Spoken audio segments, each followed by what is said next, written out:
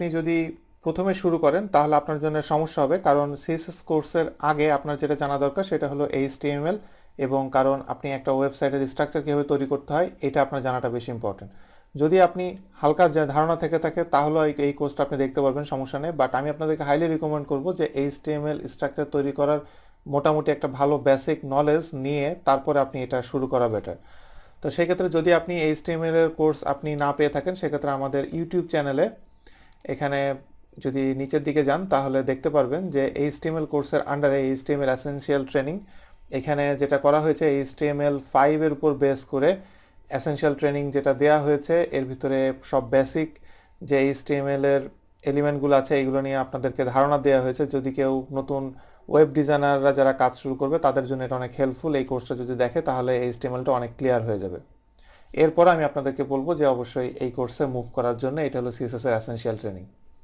এখন সিএসএস করতে গেলে আপনাকে একটা কোড এডিটর দরকার হবে, কারণ সিএসএস এর যে ফাইল, এই ফাইলটার এক্সটেনশন হলো dot CSS. CSS stands for cascading style sheet. তো এই যে ডট সিএসএস আর কিছুই না, এই সিএসএস ফাইলটা অ্যাকচুয়ালি একটা টেক্সট ফাইল। এটা আমি ডট টিএক্সটি না দিয়ে এটার ভিতরে ডট সিএসএস দেয়া হচ্ছে, এটাকে ডিফাইন করার স্টাইল এটা। এই জন্যে এটাকে আপনি যে কোনো কোড এডিটরের মাধ্যমেই টেক্সট এডিটরের মাধ্যমে আপনি এটাকে এডিট করতে পারবেন। বাট এটার এডিট করার জন্য আরও ভালো অ্যাডভান্স লেভেলের এডিটরের একটু দরকার আছে বলে আমি মনে করি। এটার মেন কারণ হলো, যেমন আমি এখানে যে কোড এডিটরটা ইউজ করছি, এখানে এগুলো হলো সিএসএস কোডিং।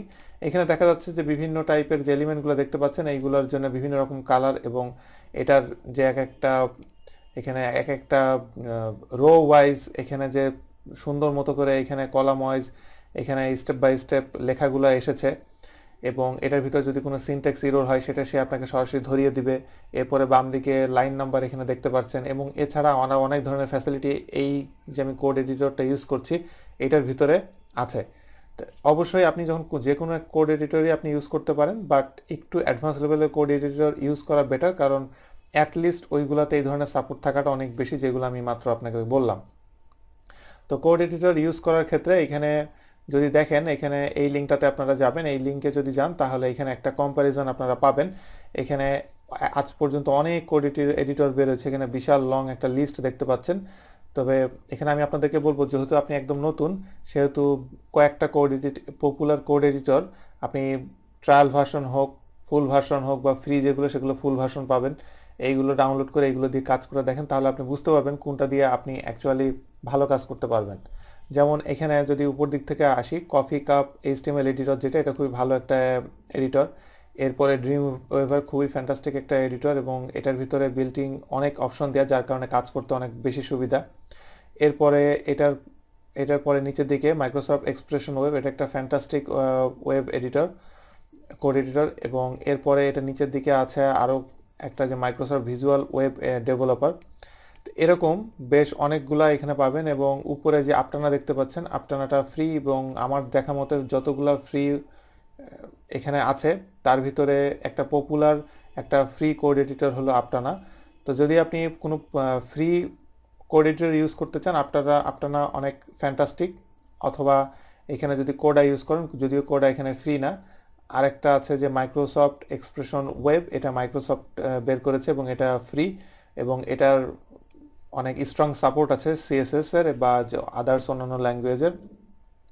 বাট আমি আপনাদেরকে টোটালি কাজ করার সময় আমি ইউজ করব ড্রিম ওয়েভার, কারণ ড্রিম ওয়েভারটা আমি ইউজ করার মেন কারণটা হলো, এখানে আমি যদি ড্রিম ওয়েভারে যাই এটার ভিতরে এত বেশি ফাংশন আছে এবং এত সুবিধা আছে কাজ করে, যার কারণে আমি অ্যাকচুয়ালি ড্রিম ওয়েভারটা আমি পার্মানেন্টলি আমি আমার যে কোনো কাজের জন্য আমি অ্যাকচুয়ালি এখানে ইউজ করে থাকি। এবং এখানে এটা সবচেয়ে বড় সুবিধা হলো সে আপনাকে অটোমেটিকলি অনেক কাজ করে দিবে।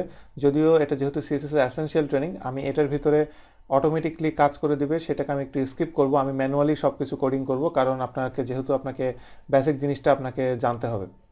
তো এখান থেকে এভাবে আপনারা যে কোনো কোড এডিটরে আপনি ইউজ করতে পারেন। আমি যেটা ইউজ করছি ড্রিমউইভার, এটাই যে আপনাকে ইউজ করতে হবে এটা ইম্পর্টেন্ট না, যে কোনো কোড এডিটরে আপনি এখান থেকে ইউজ করতে পারেন। এবং নিচের দিকে যদি যান, অপারেটিং সিস্টেম সাপোর্ট, আপনি যদি ম্যাকে কাজ করেন তাহলে ম্যাকের জন্য কোন কোন সফটওয়্যারের কোন কোন সাপোর্ট আছে, যেমন ড্রিমউইভারের জন্য কিন্তু ম্যাকের জন্য এটা ইয়েস, এবং নিচের দিকে যদি যান তাহলে মাইক্রোসফট ভিজুয়াল ওয়েব ডেভেলপার বা মাইক্রোসফট এক্সপ্রেশন ওয়েব এটার জন্য এখানে আপনার ম্যাকের জন্য কোনো সাপোর্ট এখানে নাই। তো আপনি যখন এই আদার্স আরও যে অপারেটিং সিস্টেমগুলো আছে, লিনাক্স আছে, তো এই জিনিসগুলো একটু চেক করে নেবেন যে আপনি আপনার অপারেটিং সিস্টেমে আসলে এটা সাপোর্ট করে কিনা।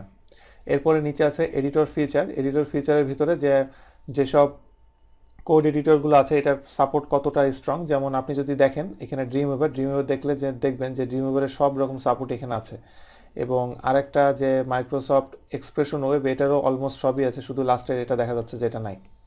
তো যেটা বোঝা যাচ্ছে যে ড্রিমউইভার বা মাইক্রোসফট এক্সপ্রেশন ওয়েব আপনি ইউজ করতে পারেন, তবে এগুলো অ্যাকচুয়ালি এটা সাপোর্ট এখানে যেটা দেখানো হচ্ছে এখানে সব অ্যাডভান্স লেভেলের ফিচারের এখানে আছে কিনা সেটা নিয়ে দেখাচ্ছে।